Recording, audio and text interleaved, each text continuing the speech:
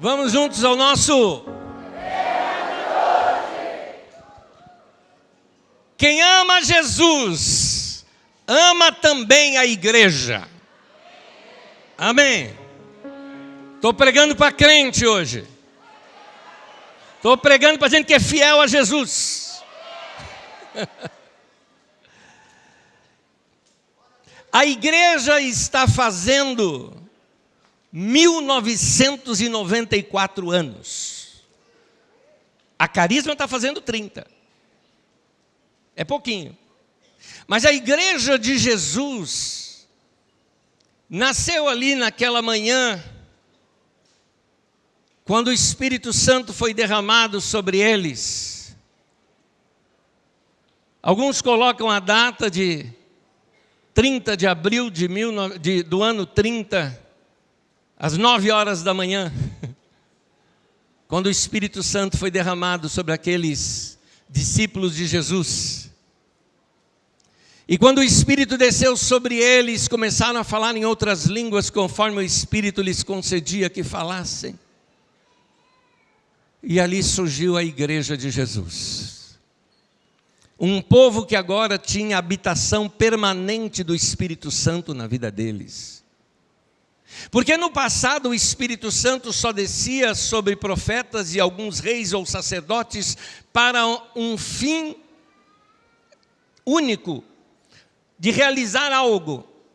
E então ele era tirado.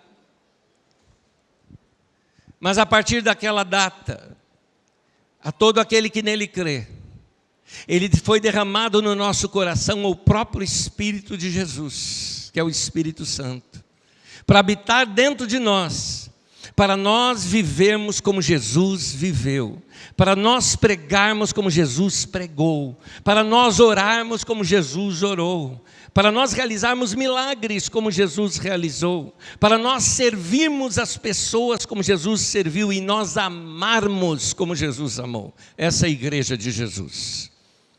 E hoje eu quero mostrar um pouco do que é a igreja aqui. Leio com os irmãos o livro de Efésios no capítulo 1. Efésios, capítulo 1, eu vou ler pela tradução da Nova Almeida atualizada, que a proposta é muito boa essa tradução. Efésios capítulo 1, do versículo 15 ao versículo 23. Texto longo, me acompanhem, por favor. Carta de Paulo, ele diz assim àqueles irmãos: por isso também eu, tendo ouvido a respeito da fé que vocês têm no Senhor Jesus. Uma pausa. Quando eu estava lendo esse texto, eu li em diversas traduções e escolhi esta. E quando eu estava lendo esta tradução, eu imaginei, se nós fôssemos essa igreja, se nós fôssemos essa igreja para quem Paulo está escrevendo.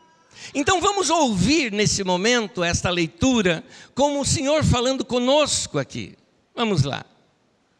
Por isso também eu, tendo ouvido a respeito da fé que vocês, aí de Osasco, dessa pequenina igreja que é a Carisma, pela fé que vocês têm no Senhor Jesus, e do amor para com todos os santos, eu não cesso de dar graças por vocês, mencionando-os nas minhas orações. Uma pausa. Eu queria que você soubesse que esses homens e mulheres que subiram aqui em cima, que são chamados seus pastores, são homens e mulheres que oram por vocês. Nós cobrimos a vida de vocês. Todos os dias nós abençoamos a igreja, a sua vida, a sua casa. Nós oramos pelas suas finanças, nós oramos pela sua vida pessoal, nós oramos para que você tenha uma saúde espiritual em Cristo Jesus e seja fundamentado nele. E Paulo aqui está dizendo da sua oração, ele diz assim no versículo 17: peço ao Deus de nosso Senhor Jesus Cristo, Pai da glória, que conceda a vocês espírito de sabedoria e de revelação no pleno conhecimento dele. Note, eu estou orando para que vocês recebam a sabedoria de Deus e recebam uma revelação, seja tirado o véu dos seus olhos, para que vocês consigam ter um pleno conhecimento de quem é Jesus e o que é Jesus para nós hoje. Versículo 18. Peço que Ele ilumine os olhos do coração de vocês, para que saibam qual é a esperança da vocação de vocês. Qual é a riqueza da glória da sua herança nos santos? Em outras palavras, que Deus te revele o quanto você é rico em Deus. E qual a suprema grandeza do seu poder sobre nós, os que cremos, segundo a eficácia da força do seu poder. Note que Paulo usa palavras quase que repetidas, tentando mostrar a intensidade disso. A força do seu poder, e ele fala que esse poder que está em nós é o mesmo que, versículo 20 diz, que ele exerceu esse poder em Cristo, ressuscitando-o dentre os mortos. Meu irmão, Paulo está orando aqui para que você tenha os seus olhos abertos para saber de uma coisa. O poder de Deus que está na sua vida foi o mesmo poder que Deus usou para ressuscitar Jesus dentre os mortos. Que a Bíblia diz que quando ele morreu, ele desceu até o Hades, foi até esta região dos mortos. Lembre-se, ainda não havia ainda o céu como nós conhecemos hoje, tá? O céu foi inaugurado com Jesus, nesse sentido. Então, quando Deus bradou a sua voz, e aquela sua voz foi, e a sua palavra carregou este poder que ressuscitou Jesus de dentre os mortos, sendo ele o primeiro entre muitos irmãos, para que depois ele, juntamente com esse mesmo poder de Deus, juntasse todos aqueles que antes dele haviam morrido e estavam aguardando o seu Redentor. A Bíblia diz que Jesus foi e pregou aos espíritos em prisão, ou seja, aqueles homens e mulheres que morreram pela fé, acreditando que viria o Messias. Jesus se anuncia para eles dizendo: Abraão, sou eu que você acreditou. Isaque, sou eu a quem você creu. Davi, você dançou, foi para mim, Davi. Daniel, eu estava lá na cova dos leões com você. Sadraque, Mesaque, Abednego, eu era aquele quarto homem que estava com vocês lá na fogueira, lá na fornalha.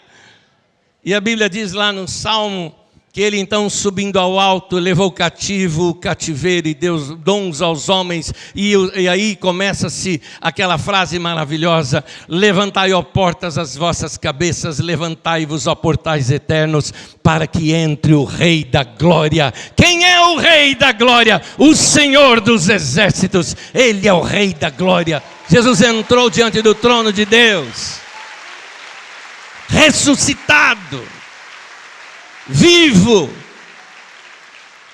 e ele foi apresentar diante de Deus como um sumo sacerdote que ia uma vez por ano apresentar diante de Deus o cordeiro o sangue do cordeiro que havia sido morto. Jesus apresenta diante de Deus o seu próprio sangue, e é por isso que ele já profetizou ali na cruz do Calvário: está consumado, o preço foi pago.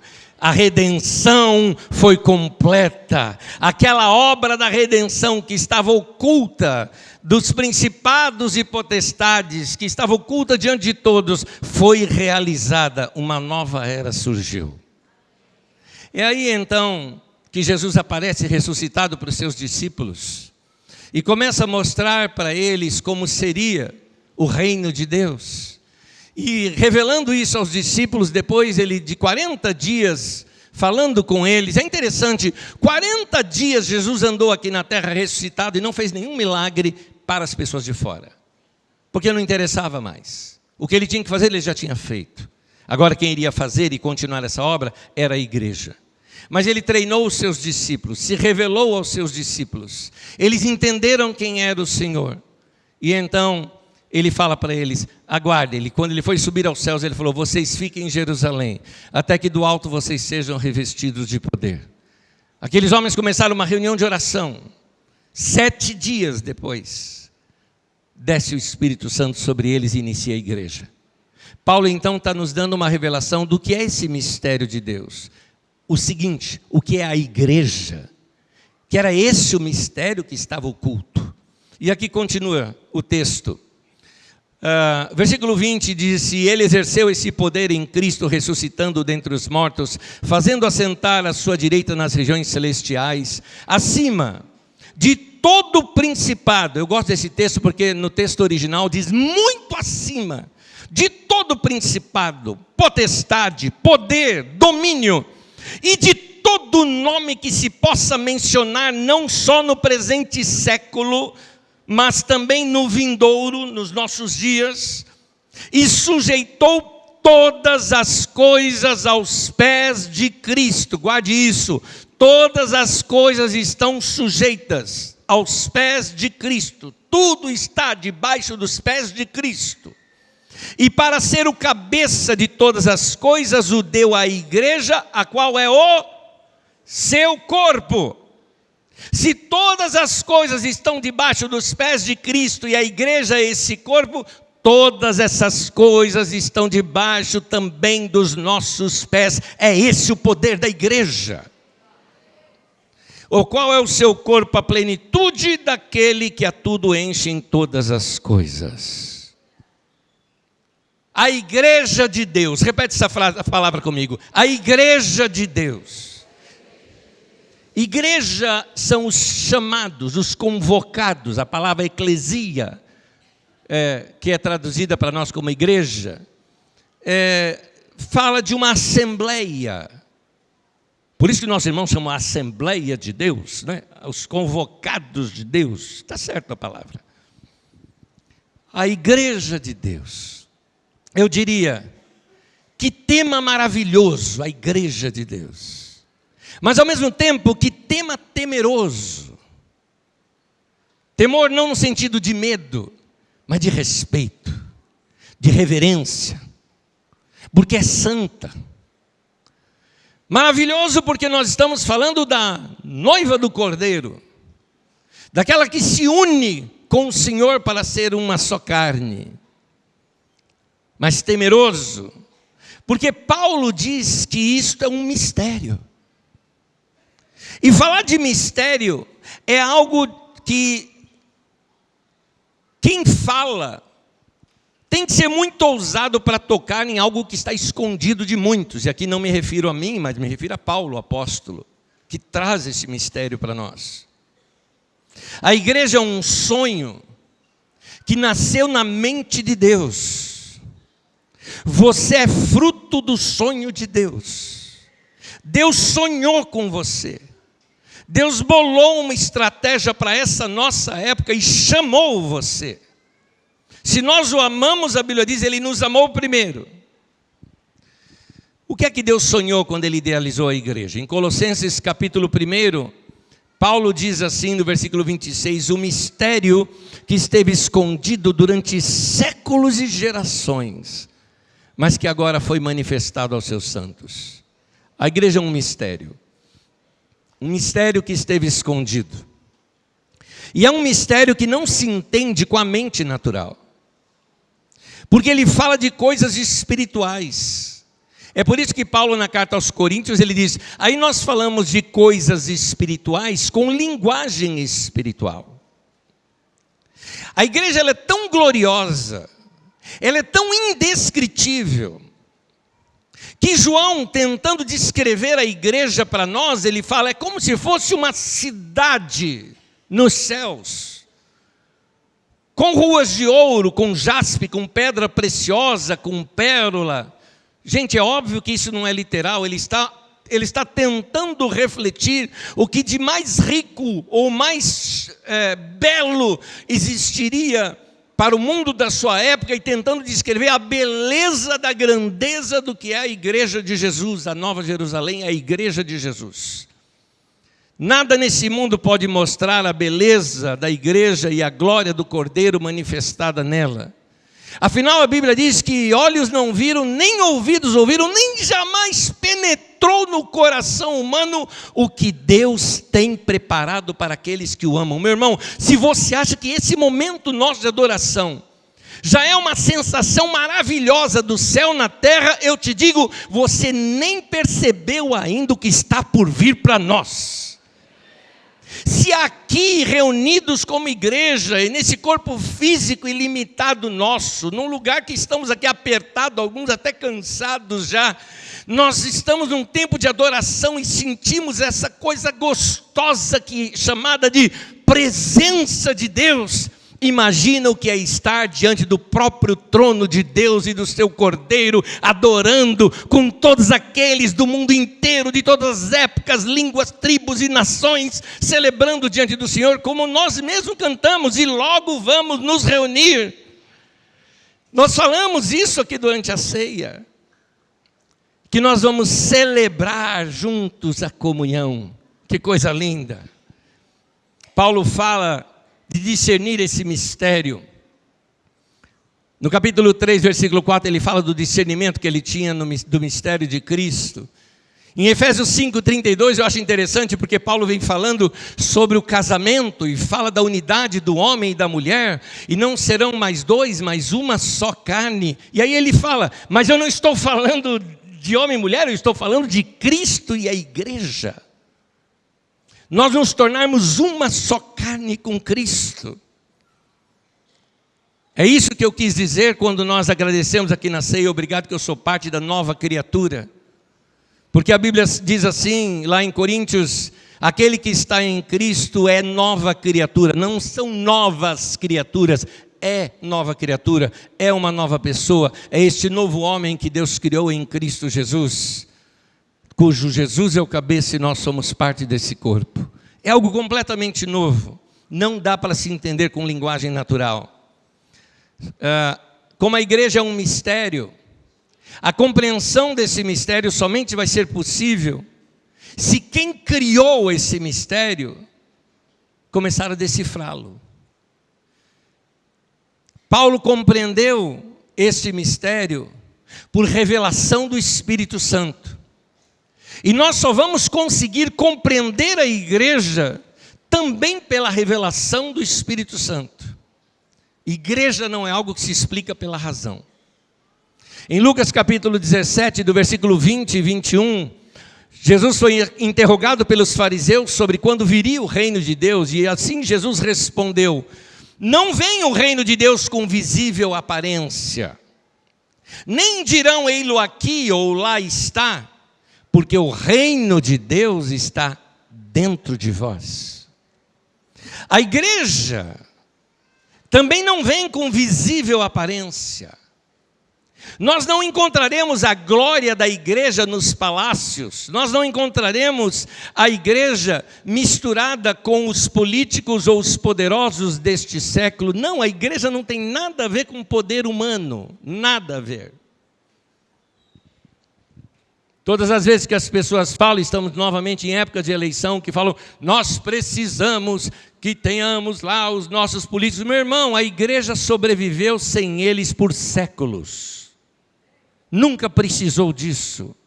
Ao contrário, eram eles que nos perseguiam. Se você conhece um pouco de história da igreja, você sabe disso. Mas, meu irmão, poderiam nos perseguir, nos jogar aos leões, mas nós já cantamos, o Coliseu não parou a igreja. Os poderosos deste mundo não pararam a igreja. O lugar da igreja, apesar de que ela é aquela que vai estar com Cristo no trono, sentada, usando aqui a poesia do livro de Salmos, sentada ao lado do rei, adornada com ouro de Ofir, são expressões poéticas do livro de Salmos. Agora, nesse tempo, a igreja ela é modesta e ela é humilde como foi o seu mestre e o seu Criador. Pensa bem isso. A igreja no trono, junto com o Senhor, ela ainda vai ser dessa maneira. Mas nesse momento, é como quando Jesus andava aqui sobre a terra, manso, humilde, simples. Por isso que a igreja não é visível para aqueles que procuram pompa, que procuram status. Deturparam a igreja nos nossos dias, irmãos. Deturparam a igreja. Tem igreja agora que tem entrada VIP, lugar para pessoas VIPs no meio da igreja. Isso é um absurdo. Isso é um absurdo. Eu quase que diria que isso é um vitupério. Falei igual Rui agora. E você se vira para descobrir o que é isso. Quem consegue discernir a igreja? Quem consegue enxergar a igreja? Meu irmão, quando você conseguir enxergar Jesus, você encontra a igreja. Por outro lado, quanto mais você consegue ver a igreja, mais você vê a Jesus, porque ela é o complemento daquele que é tudo, enche todas as coisas, como nós lemos nos últimos versículos daquilo que nós lemos em Efésios. Guarda isso, na mesma forma que Jesus é a expressão exata de Deus, a igreja deve refletir a natureza do Filho, que é Jesus, aqui na terra. Guarde bem isso. Da mesma forma que Jesus é a expressão exata de Deus, a igreja tem que ser a expressão exata de Jesus. Que Jesus eu estou falando? Jesus de Nazaré. Jesus o Nazareno. Aquele que andou aqui entre nós. Aquele que servia as pessoas. É por isso que eu te falo, você precisa ler os evangelhos, entrar naquelas ruas, se tornar um dos discípulos, porque você é continuação daquela obra, não mudou, é isso. A igreja não pode parecer diferente daquilo que Jesus foi. Como é que você imagina que era Jesus? Dessa maneira deve ser a igreja, dessa maneira deve ser eu e você. Igreja é gente, que nós não estamos falando de instituição. A Carisma é uma instituição que ajuda a igreja somos nós.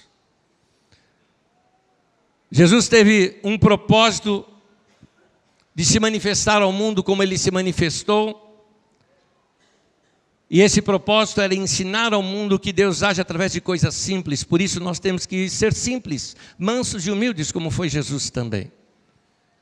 Em Sofonias capítulo 3, versículo 12, diz assim: mas deixarei no meio de ti um povo modesto e humilde. Uma outra tradução diz: um povo simples e humilde, que confia em o nome do Senhor. Amém. A igreja precisa voltar ao que Deus planejou para ela, para que o povo que acompanha que compõe a igreja, possa ser aquilo que Deus quer, um povo modesto, um povo humilde, um povo manso, que confia no nome do Senhor e manifesta o Senhor através dos seus atos. Infelizmente, hoje a igreja perdeu muito disso. Hoje a igreja não celebra, ela apresenta, ela não comunica a vida de Jesus, ela dá show, ela não louva, ela canta, ela não adora, ela faz coreografia, ela não manifesta a vida simples de Jesus. Mas nós precisamos, por isso que nós precisamos pedir para Deus, mande um avivamento e uma reforma no meio da igreja. Faz queimar de novo o coração do povo da igreja, para que eles se voltem para o Senhor de todo o seu coração e seja de fato um povo manso, humilde, aberto diante de Deus, com um povo que confia no nome do Senhor. Povo que confia na oração. Eu acredito que Deus vai levantar muitos movimentos no meio da igreja de Jesus. Movimentos provocativos, que vão acordar o povo para essa realidade. A Carisma é só um deles. É por isso que nós entendemos isso lá quando começamos. Quando começamos, nós resumimos o papel da Carisma no corpo de Cristo da seguinte frase: nós estamos cooperando para que haja um mover de Deus que marque a nossa geração. Era isso que nós sabíamos que estávamos fazendo. Nós não estávamos entendendo assim, não, vai começar um avivamento daqui dentro de nós. Não, para com esse orgulho. Deus vai usar gente no mundo inteiro, gente de formas e maneiras diferentes, mas vai trazer algo novo sobre a terra e nós vamos estar dentro disso. Nós vamos ser parte disso também. Para Deus, a igreja é algo super importante. Se Deus acha e vê que a igreja é algo importante, para nós também tem que ser. Se é importante para Deus, é importante para mim. Porque eu amo a Deus, eu amo as coisas que Ele ama. Então, vamos lá, o tema de hoje. Quem ama Jesus, ama também a igreja. E agora eu te explico por quê. Se você ama a igreja, deve amar também a sua expressão local, o lugar onde você se reúne com seus irmãos para adorar a Deus. Está entendendo que uma coisa está ligada com a outra? Eu amo a Deus, eu amo a igreja. Se eu amo então a igreja, eu amo a igreja como um todo, a igreja de Jesus, eu amo também essa expressão local da igreja, que aí sim eu digo que é a carisma. Eu amo esse lugar. Eu hoje estava aqui entre vocês, eu confesso, eu estava assim. A melhor palavra que eu tenho para explicar isto é uma palavra clássica, mais clássica que essas que o Rui fala. Minha avó falava, abestalhado. Eu estava assim. Vocês viram aqui a emoção do Gernando? Era minha também. Nós estávamos cantando aqui, e eu não posso ver nada aqui do The Chosen, que eu já choro. Minha esposa chega para mim e fala, você trouxe lenço? Trouxe. Ela está enxugando, daqui a pouco eu cutuco ela, me dá, eu. Não tem jeito. Eu amo esse lugar. Eu amo esse povo que está aqui. E eu sei que eu estou falando em nome de qualquer pessoa aqui da nossa comunidade que começou aqui, dos líderes, das pessoas, dos pastores. E eu acredito que eu estou falando no seu nome também. Eu não tenho aquela prática que os pastores normalmente têm de falar, vira para o teu irmão e fala tal coisa. Eu não tenho essa prática aqui, não é? Mas cá entre nós, dá uma olhadinha para esse teu irmão do teu lado e fala, meu irmão, é de fato, eu te amo. Fala do teu jeito. Só que fala do teu jeito, fala, eu te amo.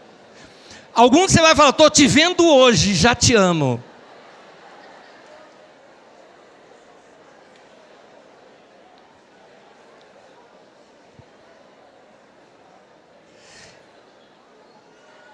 Amar esse ajuntamento do povo de Deus, amar todo o povo.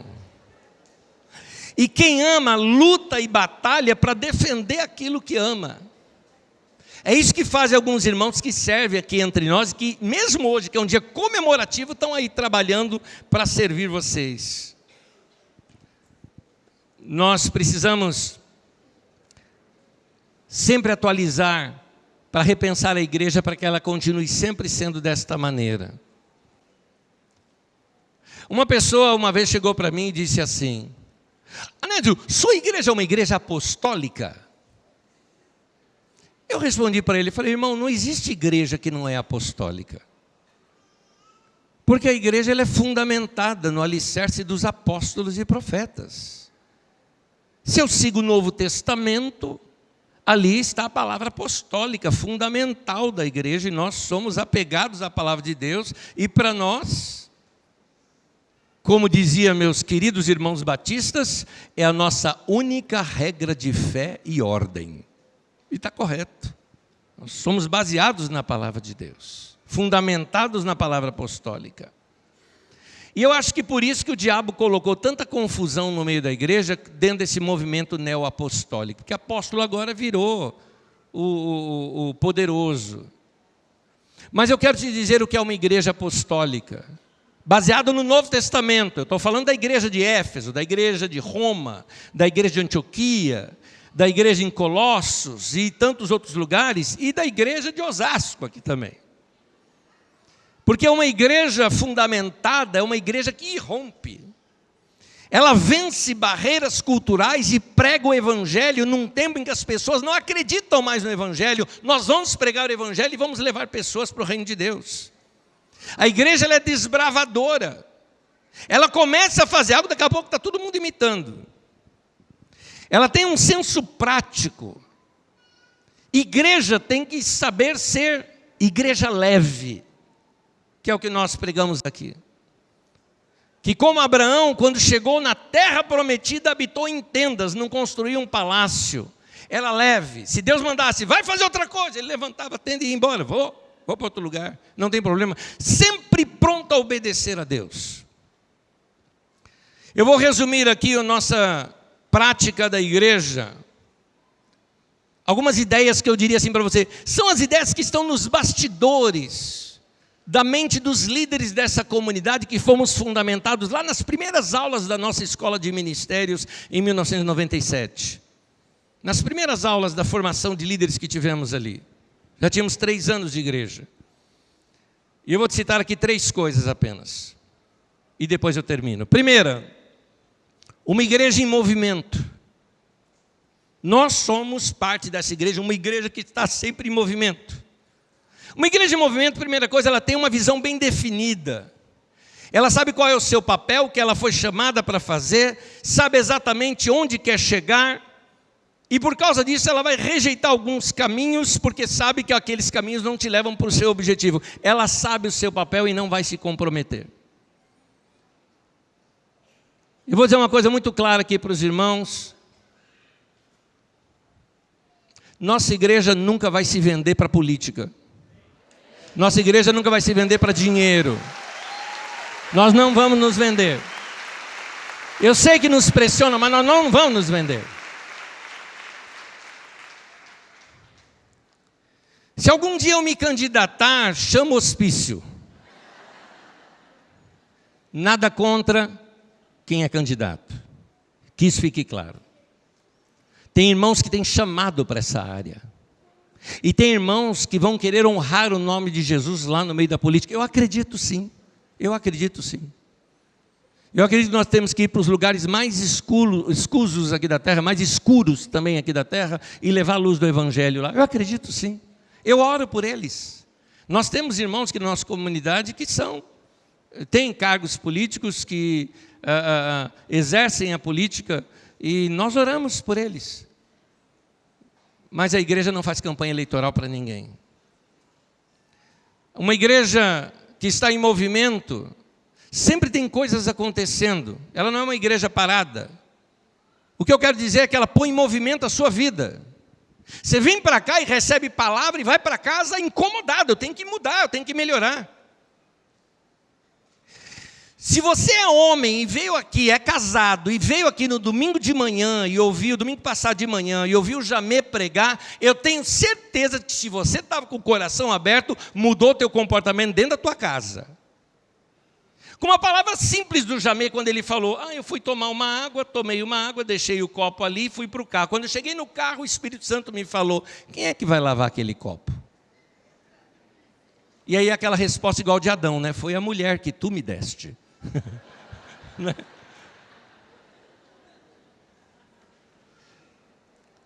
E aí você começa a saber que você é cordeiro da mesma graça e que você deve viver a vida comum do lar. Uma igreja em movimento, ela está sempre aberta ao aprendizado. Meu irmão continua crescendo. Eu encontrei com uma pessoa, nessa semana uma pessoa veio falar comigo, um querido aqui na nossa comunidade. E é uma das pessoas que na verdade não é nem da Carisma, não é da estrutura da Carisma, é uma empresa terceirizada que trabalha aqui com a gente na área de segurança, na área de limpeza. E eu falo para essas pessoas, eu falo, vai crescer, meu irmão. Você está aqui, vai ser muito bem recebido entre nós, mas vai fazer curso, vai crescer, expande a tua mente, se torne um grande profissional. Eu estava saindo de uma reunião tarde aqui nessa semana, um dos seguranças aqui da noite veio, me deu um abraço, agradeceu e falou, Anésio, eu cheguei aqui achando que era só mais um emprego, vocês renovaram a minha mente, me fizeram estudar, eu estudei, e eu estou aqui me despedindo que eu estou indo para um emprego bem melhor e estou crescendo na vida, hoje eu vou ser assim um projetista numa determinada área. Eu falei, é isso aí. Aí outro veio me procurar, falou, olha, 7 anos atrás você me falou, vai estudar, vai estudar. Ele falou, eu vim aqui para dizer o seguinte, agora eu entendi, eu vou estudar. Eu falei, você está 7 anos atrasado. Meu irmão, nós somos uma igreja em movimento, nós queremos movimentar a tua vida, não deixar você se acomodar, meu irmão. Porque isso emenda em algo. Nós somos um povo comprometido. Você precisa ser uma pessoa comprometida, porque você não cresce sem compromisso, meu irmão. Não é entrar de noiva e noivo e nós abençoarmos que resolveu o seu problema, não. É você que tem que ter um compromisso de amar a sua esposa, de amar o seu marido e lutar pelo seu casamento. A Bíblia diz para nós nos esforçarmos pela unidade, nos esforçarmos em termos comunhão um com o outro. É fácil chegar na primeira briguinha de casamento e falar, não dá mais uma ova, para com isso. Vai lutar pelo teu casamento, luta pela tua família. Palavra de Neemias para nós, lute por suas famílias.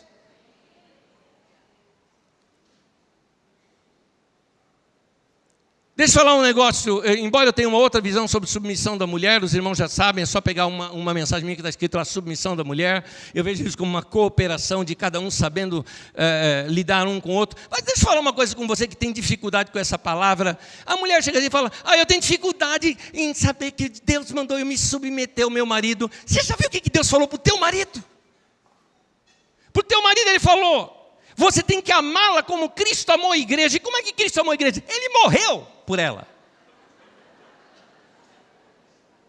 Deus está falando para o marido, morra pela tua mulher. Não existe casamento sem compromisso. Não existe crescimento financeiro sem compromisso. Quantos anos eu já te falo, economiza, meu irmão, economiza, organiza suas finanças, põe tua vida em ordem, prepara tua casa, aprenda a guardar dinheiro para o futuro. Alguns de vocês nem aposentadoria tem, você tem que ter uma reserva. Quando é que você vai ouvir essa palavra, meu irmão, e pôr em prática? Igreja em movimento é uma igreja prática, é isso. E por último só nesse primeiro ponto, são 3. Estou no primeiro ainda. Por último disse que eu estou te falando de compromisso. Compromisso com a igreja. Tenha seu compromisso com a igreja. É interessante, algumas pessoas aqui só frequentam culto de ceia. Meu irmão, o que passa na tua cabeça com relação à ceia? Não, pastor, eu preciso tomar ceia para dizer que eu estou em comunhão com o corpo. Não, meu irmão, para dizer que está em comunhão com o corpo, você tem que estar aqui todo domingo. É isso. Isso que é comunhão. É isso que é comunhão. A ceia celebra a comunhão que existe. O que significa que se você não é um frequentador da igreja, você não está junto com a igreja o tempo todo e vem só para tomar a ceia, você é fake. Essas coisas eu não posso pregar de domingo. Mas te vira, eu vou começar a pregar essas coisas de domingo. Vou fazer você passar vergonha na frente do visitante. Eu acho interessante, eu venho de igreja batista, é diferente, mas eu acho interessante meus irmãos pentecostais, que fala que culto de ceia é o culto que o pastor tira o azorrague e bate nos membros da igreja. Eu sempre achei isso estranho, estou fazendo isso hoje. Segundo, uma igreja organizada. Irmãos, nós não estamos concorrendo aqui entre nós. Nós temos uma organização entre nós, nós somos organizados. O que é uma igreja organizada? Uma igreja que cada um sabe qual é o seu dom. E um dom não é maior do que o outro. O meu dom, mesmo aparecendo mais, não é maior do que o seu. Inclusive a própria Bíblia Sagrada diz isso. Aliás, diz uma coisa até maior do que isso. A Bíblia diz que Deus dá maior glória aos dons que não aparecem. Portanto, o meu dom dos músicos aqui, de todo mundo que está aqui à frente, são dons que aparecem. Deus dá maior honra àqueles irmãos que trabalham, que dão a vida, que sustentam, que servem, que chegam aqui cedo, que preparam tudo aqui para nós, e nunca sequer subiram num palco, nunca, talvez nem saiu uma foto deles na internet. E Deus diz, esse daí sou eu que vou honrar. Não é uma pessoa honrada com like, é honrada com Deus olhando e falando o seguinte, esse é meu filho, é minha filha amada em quem eu tenho muito prazer. Isso é honra. Uma igreja organizada é uma igreja organizada nos cultos. Você já percebeu, se você é novo na Carisma, já percebeu que se tem uma coisa que a gente faz aqui, a gente respeita horários. Você nunca presenciou um culto atrasado aqui. Se você frequenta a Carisma do ano de 1998 para cá, você nunca viu um culto começar atrasado, porque o último foi em 1997, 6 minutos de atraso. Então, a igreja organizada é uma igreja que respeita as pessoas nesse sentido. A igreja organizada é organizada também na administração. Cá entre nós, você já percebeu como que é limpo aqui a nossa comunidade? Então, você pode ajudar a gente a manter limpo? Amanhã vamos ter 3 cultos aqui. Será que nós vamos precisar do pessoal da limpeza deixar limpo para amanhã cedo? Ou dá para a gente mesmo que está aqui, deixar tudo limpinho, todas as garrafinhas que você pegar de água, você vai jogar no lixo, você vai pegar qualquer papelzinho que encontrar no chão, você vai jogar. É isso que é uma igreja organizada. Eu acho horrível frequentar um lugar sujo, caindo os pedaços. Eu estou vendo um casal querido aqui, que a gente estava uma vez num funeral, e vimos... Eu não vou citar o nome de vocês, são meus amigos, eu não vou citar o nome de vocês aqui no público, porque alguém pode identificar de onde eu estou falando. Mas nós estávamos num lugar onde nós já tínhamos visto anos atrás, e foi uma decepção para mim. O lugar estava feio, sujo, as paredes tinham bolor nas paredes. Minha primeira pergunta falei o seguinte: o que esse povo anda fazendo com a contribuição da igreja? A contribuição é para isso. Então, uma igreja bem organizada, ela mostra isso através da limpeza, da beleza, do cuidado, da administração. Outra coisa, vamos sempre zelar pelo nosso nome. Eu zelo muito pelo nome da Carisma. Eu zelo muito. Graças a Deus somos muito respeitados aqui na política da cidade, na saúde da cidade, nos nossos vizinhos, por causa das obras que realizamos e como realizamos. Mas as pessoas também julgam uma igreja pelos seus membros. Então, meu irmão, para de ser vizinho chato, por favor. Cumprimente seus vizinhos. Seja o mesmo lá fora que você é aqui dentro. Não seja uma pessoa que tem um comportamento fora e aqui dentro tenha outro. Tenha o mesmo. Sorria para as pessoas. Carregue com prazer. Eu tenho prazer de carregar, como aqui, ó, marcas da nossa instituição. Tenho prazer de carregar isso aqui. De falar do lugar onde eu estou. Que nós estamos querendo organizar melhor aqui a nossa comunidade. No final de tudo aqui, a hora que formos fechar aqui, eu quero contar uma coisa para vocês. No final de tudo, na hora de dar o tchau, me lembre, na hora de dar tchau, tá bom? Nosso momento Teletubbies, você me avisa que eu tenho uma coisa ainda para falar com vocês. É que está anotado aqui, mas eu acho que não é o momento. Por último, nós queremos ser uma igreja profunda com Deus, sem ser uma igreja esquisita. As pessoas hoje, elas são abertas pelo sobrenatural de Deus, por ver a ação de Deus, mas elas são fechadas para o esquisito. A palavra correta é equilíbrio.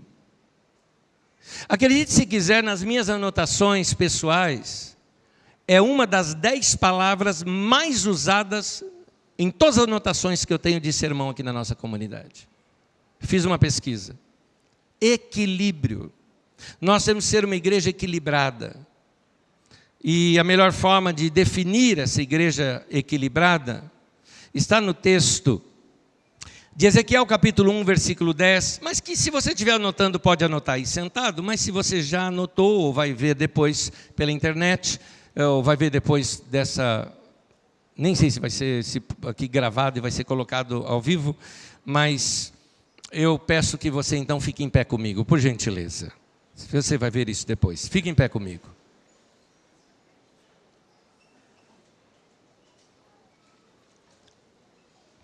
Ezequiel tem uma visão, e difícil para ele era explicar à igreja, porque ele viu criaturas que estavam diante do trono. Essas mesmas criaturas são representadas lá no livro de Apocalipse também. E para mim isso aqui é claramente um símbolo da igreja. Diz assim: quanto à forma dos seus rostos, cada um tinha um rosto de ser humano na frente. Do lado direito, os 4 tinham o rosto de leão.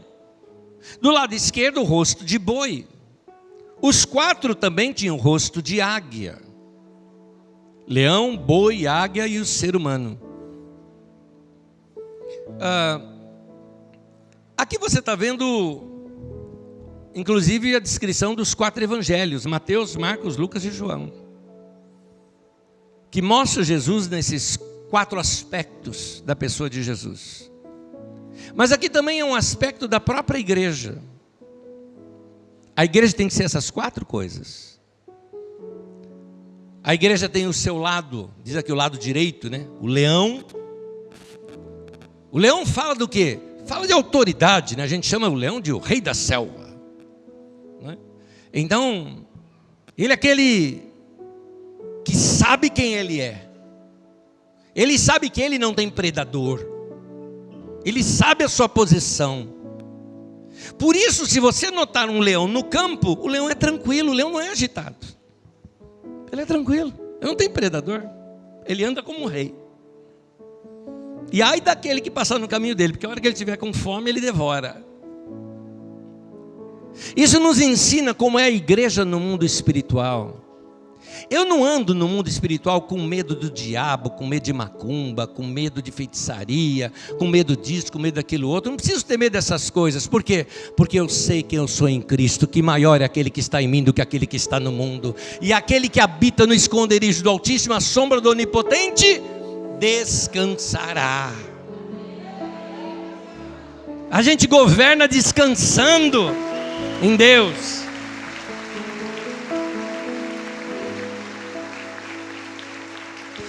Do lado esquerdo é o boi. E o boi é aquele animal servo. É o do serviço.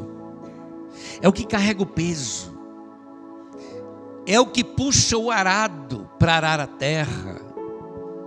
Isso nos fala desse aspecto de Jesus que deve haver na igreja. Do servo sofredor, como diz lá em Isaías. O aspecto de que vamos servir as pessoas, nos doar pelas pessoas, amá-las. Como diz lá em Gálatas, carreguem os pesos uns dos outros. Vamos carregar os fardos uns dos outros. A Bíblia diz que se o seu inimigo te pedir para caminhar 1 milha com ele, caminha 2. O inimigo ali era Roma. O inimigo que ia pedir para você era o soldado romano, que estava carregando aquela armadura toda, aquele instrumento de guerra. Ele poderia chegar assim, chamar você e falar: me ajuda aqui. Era obrigado a caminhar 1 milha. 1 milha você poderia ajudar aquele soldado romano, você tinha que ajudar. Jesus falou: se ele te pedir isso, caminha 2. Faz o que ele não te pediu.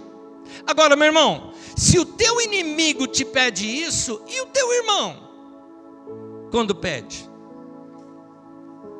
Vamos colocar em prático. Jesus falou: se o teu inimigo te pedir para caminhar 1 milha, eu diria o seguinte: se o teu irmão te pediu carona de 2 quilômetros,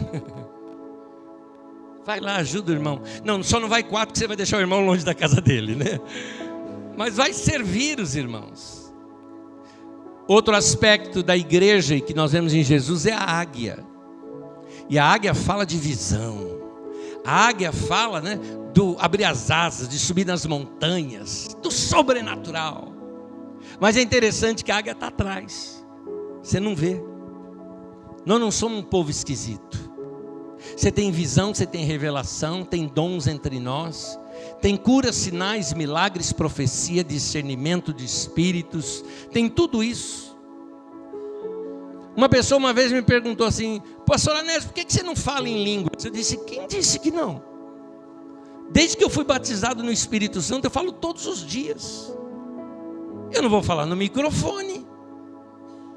Por quê? Porque eu vou falar no microfone e você não vai entender. A Bíblia me instrui para que eu, se eu não estou com o intérprete, não ficar calado na igreja falando consigo mesmo e com Deus. Eu falo com meu Deus. Não vou falar em microfone.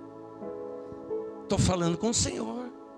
Tenho comunhão com o Senhor. Porque a águia fica aqui atrás, ó. Ninguém vê. Mas o rosto que aparece para todos de frente é rosto de ser humano. É cara de gente boa. É isso que tem que ser a igreja.